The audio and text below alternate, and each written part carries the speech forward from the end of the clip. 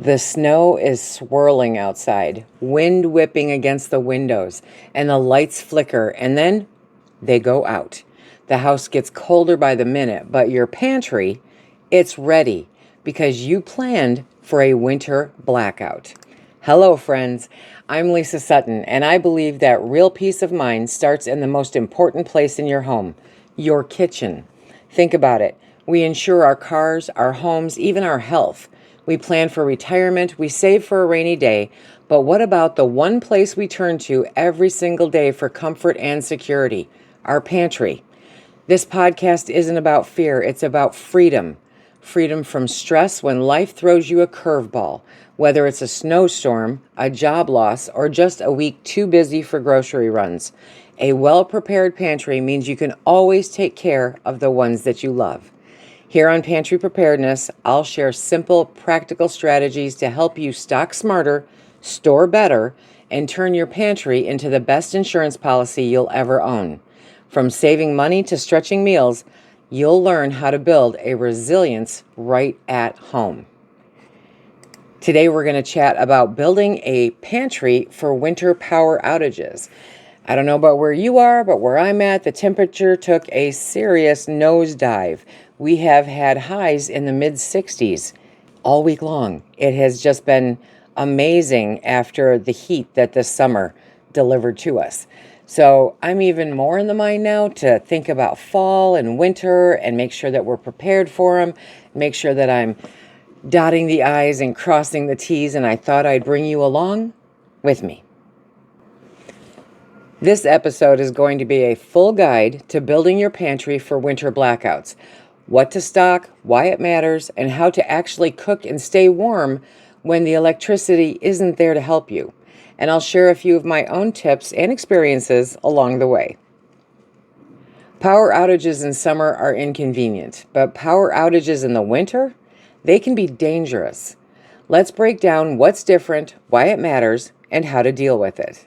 What's different? In summer, you worry about food spoiling in the fridge. In winter, you still worry about that, but you also worry about your pipes freezing, your home losing heat, and your ability to cook. Winter outages can last longer because crews have to fight the snow, ice, and freezing conditions to repair the grid. Why it matters is because cold storage issues mean your frozen meat can thaw fast, and ironically, your kitchen can get so cold you can't safely cook. Frozen pipes can cost thousands of dollars in damage, and hot meals are more than comfort food. They literally help keep your body warm. Why it matters. Cold storage issues mean your frozen meat can thaw fast, and ironically, your kitchen can get so cold you can't safely cook. Frozen pipes, they can cost thousands of dollars in damage. Hot meals are more than comfort food. They literally help keep your body warm. So how we're going to deal with it is to put thermometers in your refrigerator and your freezer so you know if the food has stayed safe. Keep extra water stored because frozen pipes are no joke, or water main breaks can leave you dry. You want to make sure that you have at least 2 gallons per person per day for at least a week. Layer up your clothing and blankets so you're using less energy and food fuel just to stay warm. Having a knit cap, if you never wear it any other time, during a power outage in the winter will make you so much warmer. There's a reason that they used to wear them to bed back in the day, because putting that hat on keeps the heat in your body. It makes a significant difference in your comfort. What is your biggest concern during a winter blackout? Food, heat, or water? I'd love to hear from you. Next, the winter blackout pantry list. Let's dig into the pantry shelf. If you had to build a single shelf dedicated to winter blackouts, what would be on it? This is what I would put on mine. Soups and stews, because they're hearty, filling, and easy to heat. Canned meats, canned chicken, tuna, salmon, beef, whether they are commercially canned or whether they are home canned. These are the first ingredient for a super easy meal, okay? You don't even have to heat them up if you don't want to, but at that point, you probably want to.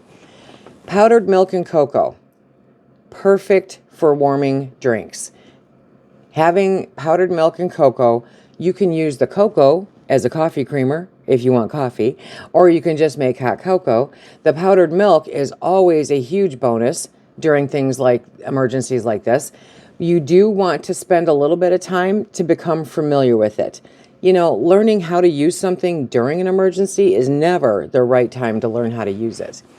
You do want to look at high-calorie snacks, nuts, trail mix, protein bars, because the higher calories will give your body something to burn off that will then keep you warmer without having to do a whole lot of extra stuff for it. But still, go cautiously into those. You know, you don't want to overindulge because that's not good either. Pasta and jarred sauce, versatile, simple, comfort food. That says it all right there. You can do anything with some jarred sauce and some pasta. It's amazing what you can make.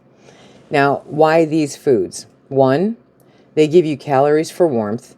2, they keep morale up when spirits are low. And 3, they don't need refrigeration and they're really easy to prepare. How do you stock them? That's always the fun part. Rotate soups and stews into everyday meals so nothing goes to waste. Keep meats in sealed tubs so that you can grab them quickly. Store cocoa and powdered milk in airtight jars to prevent clumping. You know, just a simple pro tip is to make a dedicated blackout shelf for your family so that your family doesn't snack away your emergency stash. Now, you don't want to just let it sit there and go to waste either, but if you live any place like I do where the power goes out on a pretty frequent basis, you'll make use of it. Otherwise, just make a note on your calendar to make sure that you rotate that into your regular pantry and fill it with new when the time comes. Now we've got the food, but how do we actually cook it without electricity? There's a multitude of ways. Butane stoves, thermal cookers, insulated mugs and thermoses, outdoor grill or fire pit as a backup, right? A butane stove is small, portable, and can boil water or heat a pan in minutes. A thermal cooker lets you simmer something briefly, then keeps it cooking without adding more fuel. Those are super handy to have. Thermoses keep food and drinks hot for hours. So if you can make a pot of coffee and then put it into thermoses, you've literally got hot coffee for hours. Outdoor grills are safe backups if you plan ahead to have the fuel that you need and the weather is not too bad. You obviously don't want to be out there during a blizzard trying to cook on your grill, and you don't want to bring the grill inside, ever. So plan accordingly for that. You want to remember to always use these things safely. Always ventilate when using a butane stove indoors. Keep extra fuel cartridges sealed and stored properly. Practice with your thermal cooker before you need it. It's like slow cooking without the power bill. So it will take a little bit of practice to get it right to where you want it. Never ever bring a charcoal or propane grill inside. Don't do it. Now, most of you that have been with me for a while know that my personal favorite way of heating up any kind of food during a power outage is a fondue pot. If you are looking for an inexpensive, easy to do heat and eat, a fondue pot is it, because you can put a can of soup in there. You can heat up water to make some tea. You can use it in so many different ways. And if you're really thrifty, you can normally find them at thrift stores around the country. They are so simple, and many people get them as gifts and then never use them and eventually clean out the garage. And where do they end up? At the thrift store for literally pennies on the dollar. Next, we're going to look at some menu ideas and maybe some money-saving swaps, because, you know, when you talk about meals, when the lights are out, you don't want to be fumbling with complicated recipes. It really needs to be a heat and eat, or just slap it together and you're done. So some menu ideas would include canned stew over instant mashed potatoes, pasta with jarred sauce and canned chicken, crackers with peanut butter and a mug of cocoa. I mean, that literally could be one of my favorite right there. Why do these work? They're filling, They're warm, and most of all, they are easy. It's foods that you probably already stock, because don't stock it if you don't eat it. And they boost morale in cold, stressful moments. Do you notice how we keep coming back to that morale? Because it's an issue. Now, how to pull it all together is going to be fun. Practice making these meals on your butane stove or your fondue pot or whatever thing that you've come up with, so you're comfortable before an emergency. You really do want to practice this. It's great in theory, but learning during an emergency is not fun. It's stressful, and you don't have the ability to think about it objectively. While we're talking about it, money-saving swaps. Buy dried beans in bulk, but cook them ahead and freeze portions instead of buying canned. You're going to save a fortune that way. If you're one of our home canners, then you know buying dried beans in bulk and then canning them means that you are saving a ton of money, and they are made just the way that you like them. Beans are so easy to change up with different spices and different things that they're a great instant meal when you need it. After the holidays, be sure that you grab cocoa and baking items on clearance, because that's the best time to buy anything. Keep powdered milk instead of multiple cartons. It's cheaper and it lasts longer. Do you already have a go-to blackout meal? Share it with me, and I might feature it in a future episode. One of our favorite blackout meals is soup. Any soup. You name it. Any soup at all. As long as I can get it warm, we are golden. But then again, there's the peanut butter, because peanut butter goes good on pretty much anything, right? I don't know about that, but it goes good on crackers, and it goes good on a spoon, so peanut butter is always handy to have around if you're not allergic to it.